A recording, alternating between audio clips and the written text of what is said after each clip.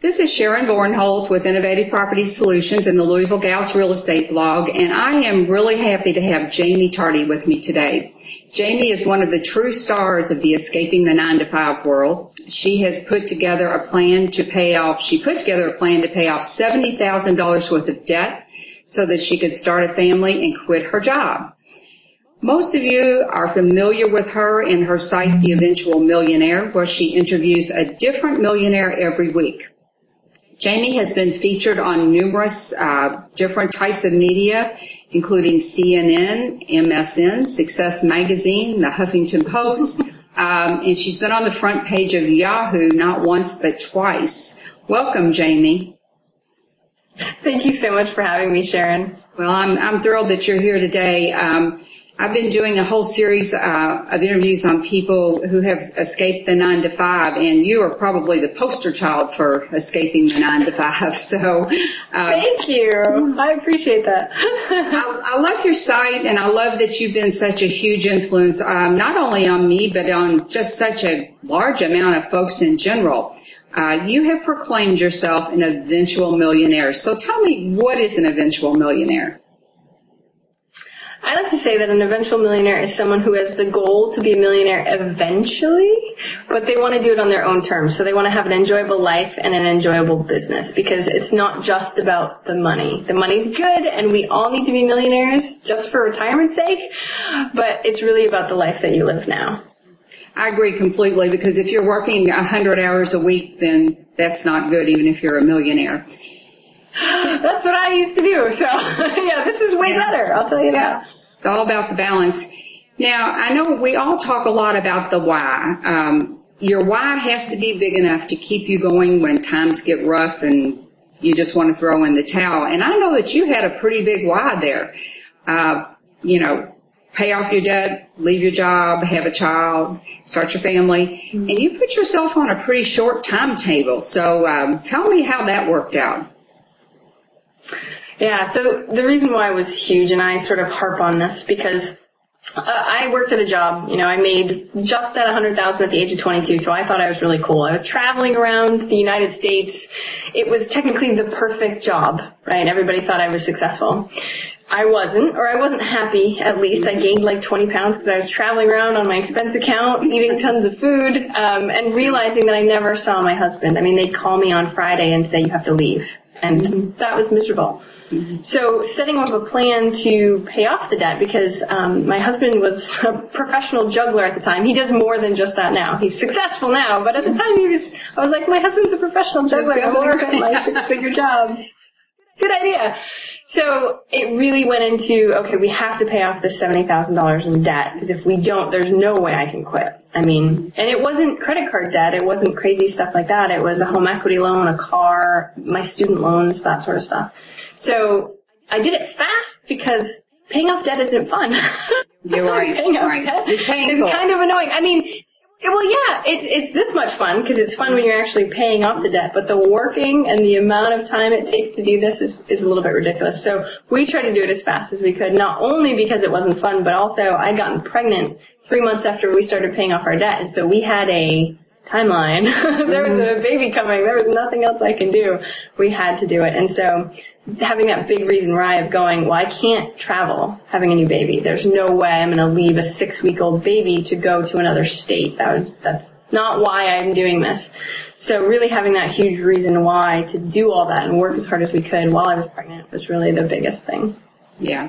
Well, I know that you just about managed to make your goal. You were a little bit shy, and your son was born, and I think you did go back to work for a short period of time, a couple of months. Just a couple months, yeah. Because I could have quit, but I really wanted to be debt free. So I went back to work, and I actually ended up working from home. So he was right there with me for most of it. So I didn't have to travel or anything like that while he was young, which was great. Well, that's really cool. So you've quit your job. Now, how did you come up with the idea for your site, your Eventual Millionaire, for that whole business concept? It It wasn't a business concept at first. Actually, ever since I was little, I wanted to be a millionaire, which is why I went to school, got a good job, all that fun stuff.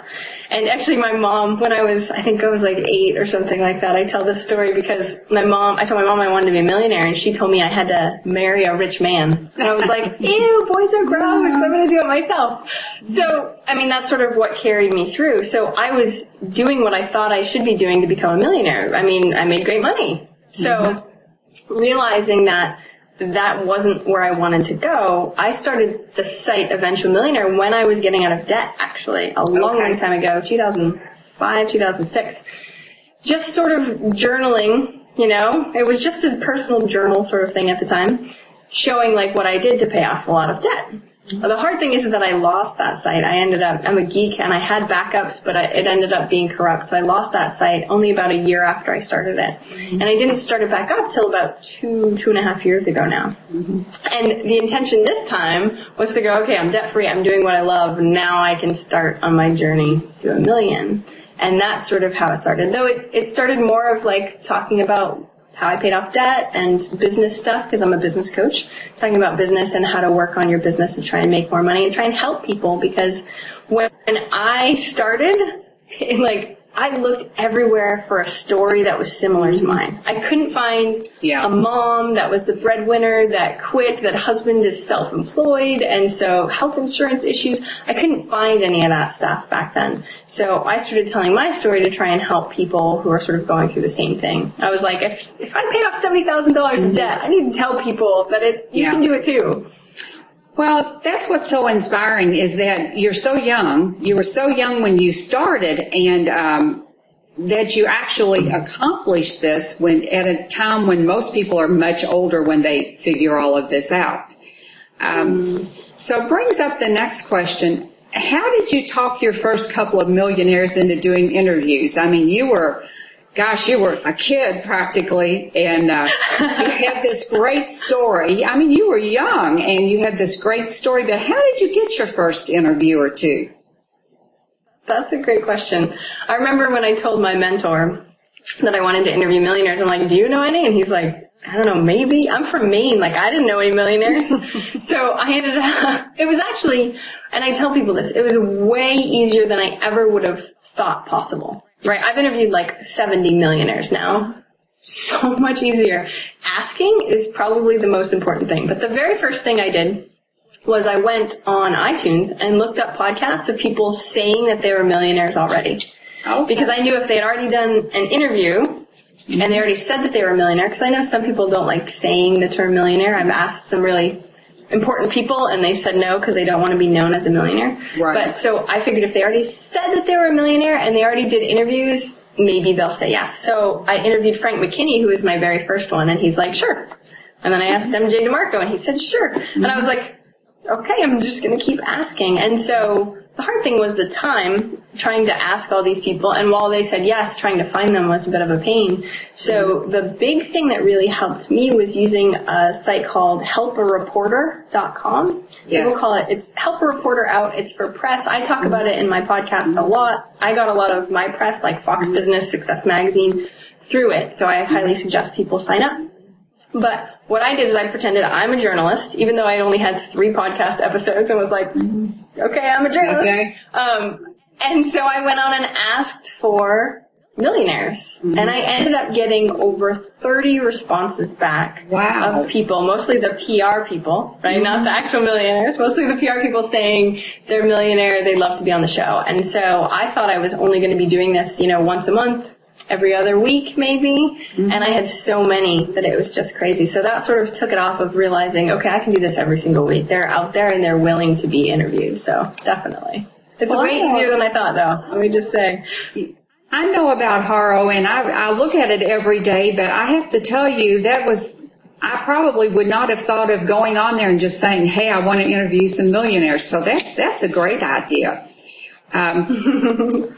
Going back in time a little bit, you, was it about 5 months after you started the Eventual Millionaire that Yahoo picked have a story about you on their front page, and you talk a lot about how you were just totally unprepared, which I'm going, oh, that would be me totally. You know, and you talk about everything you did wrong and what you should have done. So tell everybody a little bit about that. Yeah, I was actually going to give up my site, or not necessarily give it up. I was doing it more for fun, not for business. So I was a business coach locally. I had a bunch of coaching clients locally. And then I did this site because I thought it was neat and I wanted to learn about blogging. And so, you know, the week before, I had told my mentor, okay, I'm going to email all my people and tell them that I'm going to stop, you know, because I wasn't interviewing millionaires at the time. Mm-hmm. And then a week later, CNN emailed me. And I was like, oh, okay, maybe this is good. Maybe I'm doing something important. So I ended up, well, that's the thing. And so the first week, I was on CNN's website, and then they asked me to be on CNN Newsroom with Tony Harris the next day. Mm-hmm. And then, or Monday, it was Friday. And then a couple days later, I was on Yahoo's homepage. So that week was just sort of craziness of getting, one of the big things I say is that my site went down. Mm-hmm. Crashed completely. So that was one big, huge mistake.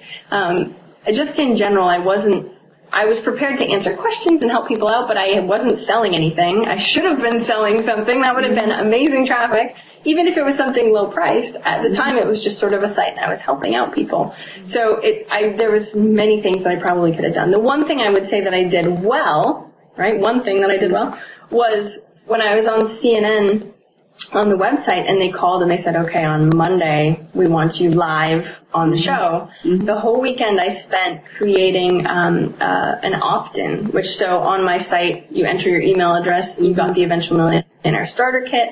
I had someone edit it, make it look beautiful, all within a weekend, which took a lot of time. I asked for babysitting, my 2 kids. Please babysit my kids so I can work on this. And so I had that going, so I was able to capture leads while my site was up anyway. So that was one good thing that was good. Yeah, that's an important point. I mean, you couldn't have possibly anticipated that would all happen, though. You know, you're just kind of going along and you're doing what you think you need to be doing at the time. So, gosh, how would you have even anticipated, though, that your shared hosting server would crash? I mean, I don't know how you would do that. I'm a geek. I should have known. Well, number one, CNN gave me a good 3 weeks. You know, when they emailed me, I did that thing. They gave me a good 3 weeks. I wasn't sure. I was actually didn't think it would come into anything, which is why I didn't do anything about it. Yeah, my own fault.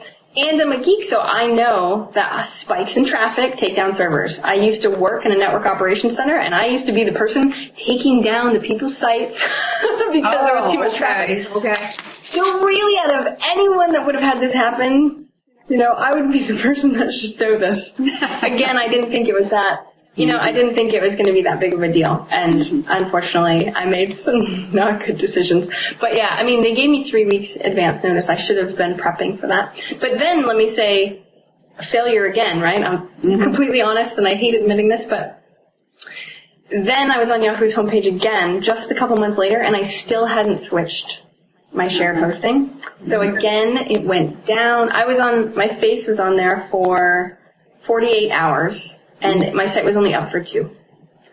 I remember. Yeah. Oh, it was so bad. It was so bad. Yeah, so, I mean, I had 8,000 visitors in 2 hours. Imagine what I could have had. Oh, my gosh. Oh, my gosh. So that one hurts a little bit. Well, you know, what they say, those experiences are the best teacher. You got the lesson, though, right?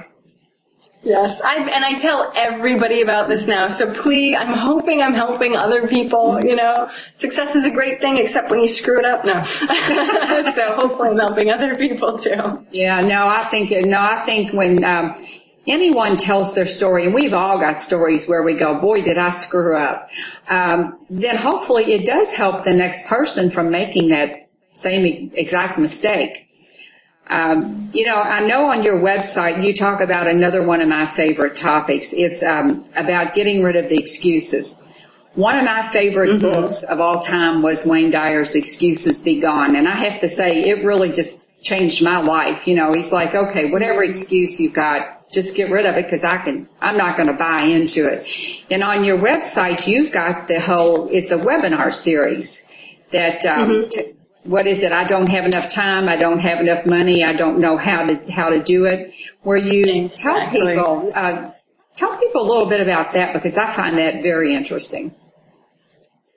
Well, it's funny. One of the things that I found from the millionaire interviews was that they have a no excuses approach. And what that means is that they have excuses, but they're really good at getting past their excuses. Mm-hmm. So I sent out a survey to my audience and asked them, what's stopping you? And all I heard was excuses. I heard, I don't have enough time, I don't have enough money, and I don't know how. Those are the top three excuses that I heard. So I decided to create, and I've used it too, don't get me wrong. I work 20 hours a week. I say I don't have enough time in my business, but I know it's an excuse. Like, I'm very, very aware that it is just an excuse. And so I think the biggest thing is awareness. So a lot of the times when we say I don't have enough money, people don't even see it as an excuse. So you can't do anything if you don't even know, if you don't consciously know that you're doing that. So that was huge. And creating that webinar series was just able to break it all down. So you can get past your excuses, because all excuses you can get past. I mean, beliefs are harder. Excuses are just excuses. You just move forward anyway. And I give a lot of tips and advice on how exactly to do that and how millionaires have done it before in those webinars. So I love doing that one. It was great. Yeah, they're great. And I know that people seem to fall into maybe 4 categories. You've got your people that have made it. You've got people like us that say we're going to be eventual millionaires. You've got your people that will maybe die trying, that for whatever reason don't make it, but they're trying. And then you've got your other group of people that they're just your other group of people. They're happy wherever they are, and that's okay too. So what would you say from your interviews where maybe other than the excuses, were there a couple of other things that millionaires did or did not do that made the difference? Yeah, so I talk a lot about this. There's a lot of different things. After my first 10, 15 interviews, I saw a lot of similarities, and so this is what I like to talk about, right? And they're not anything like crazy, huge, and new. If you've read a lot of success books, a lot of them are similar, but it's really interesting to hear the story of how people actually used this or how they actually did it. So one is focus and the value of focus, because a lot of the times people are dabblers, or they'll try something and not try another thing. So really focusing on what you want, testing to see if it works, and then do more of that sort of thing is huge. And also getting feedback. I just had a great interview, again, the second interview with Brenton Hayden, who actually does real estate. Millionaire, great serial entrepreneur. He's doing a lot of really amazing things, but one of the biggest things he came back with over and over and over again was feedback, and how important it was. Feedback from his customers, feedback from his employees, feedback from his mentors and his masterminds. He constantly gets feedback. So that way he can sort of chart his own course, because we don't know the future. Right? I wish we did know the future. That would be much easier. But we sort of act like this, we're sort of going back and forth trying to find that right path. And so being able to get feedback will start to chart your course a little bit easier. Now, too much feedback isn't good, but really trying to figure out what that feedback is to know which path you're going is really important. So, for the people who are out there really committed to being an eventual millionaire, are there some action steps that they can take, like today, to move them toward, maybe take that first or second or third step toward their goal? Okay, so the very first thing I like to say for an eventual millionaire is getting the money that you have now under control.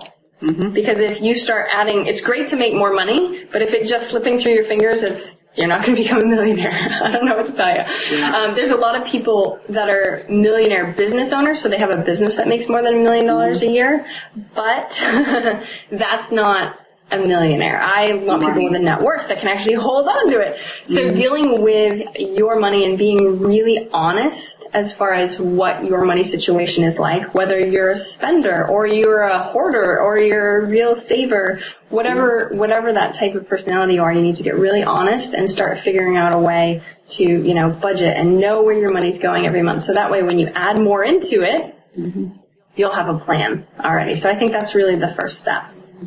I think that's a great tip. People automatically assume that if they make more money, they're going to have more money. And that is just not the case, because if you keep on your current spending path, then you're going to spend it right out the door.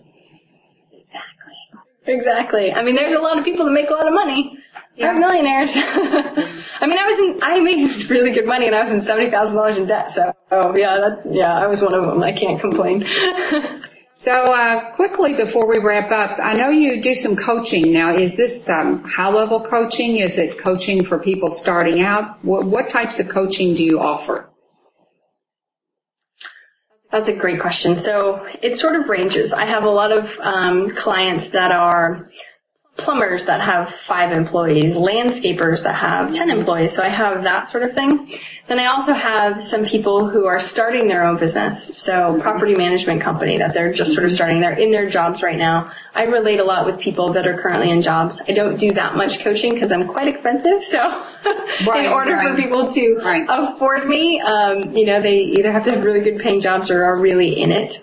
Mm-hmm. I find that that's a really huge key too. Being able to pay a lot for advice is really important because it shows how committed you are, right? Getting the right mentors, the right masterminds and stuff like that, and then taking that action. Because sometimes if it hurts to pay that much, right? We're eventual millionaires. We want to hold on to our money. We don't want to give it out there. But if we start giving it out there, you really start to take yourself seriously. So that's a piece. I think that's why a lot of the people who are still in current jobs like coaching with me, even though, they're like, oh, I really balls to the walls. That's a harsh term, but it's one of those things where I'm like, we got to do it. So I work with people that are just starting businesses, online businesses and offline, iPhone app companies. I have a podcaster, a lot of different stuff on there.